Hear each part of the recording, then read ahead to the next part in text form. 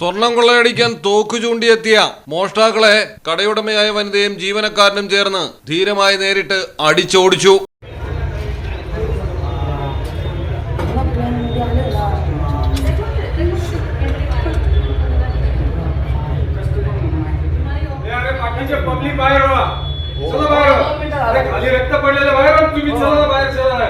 മഹാരാഷ്ട്രയിലെ നാസിക്കിലാണ് സംഭവം. തിരക്കേറിയ ഹിരാവടി പ്രദേശത്തെ ജ്വല്ലറിയിലാണ് 3 ബൈക്കുകളിലായി 6 പേർ മോഷണത്തിനെത്തിയത്. ചിലർ മുഖം മറച്ചിരുന്നു, ചിലർ ഹെൽമറ്റ് ഊരാതെയാണ് കടയിലേക്ക് കയറിയത്. ഈ സമയം കടയുടമ നയന പഗാരിയ, ഒരു വനിതാ ജീവനക്കാരി, സ്റ്റാഫ് അംഗം അമിത് ശ്രീമാലി എന്നിവരായിരുന്നു കടയിലുണ്ടായിരുന്നത്. കയറിയ പാടെ മോഷ്ടാക്കളിൽ ഒരാൾ തോക്കു ചൂണ്ടി.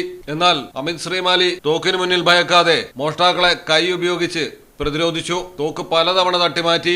ഇതിനിടയിൽ നയനാപകാരിയും തോക്കൊന്നും വകവയ്ക്കാതെ മോഷ്ടാക്കളെ നേരിട്ടു.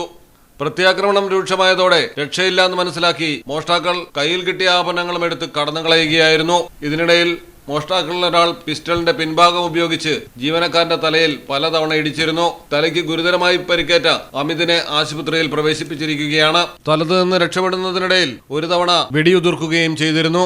2 പേർ പിടിയിലായിട്ടുണ്ട്. ബാക്കിയുള്ളവർക്കായുള്ള തിരച്ചിൽ ഊർജിതമായി തുടരുന്നു. News desk Malayalam television.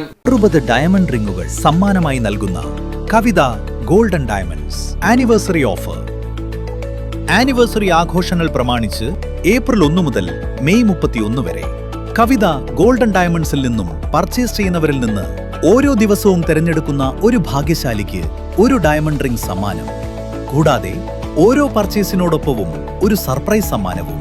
വേഗമാകട്ടെ, ഈ ഓഫറുകൾ മെയ് 31 വരെ മാത്രം. കവിത ഗോൾഡൻ ഡയമണ്ട്.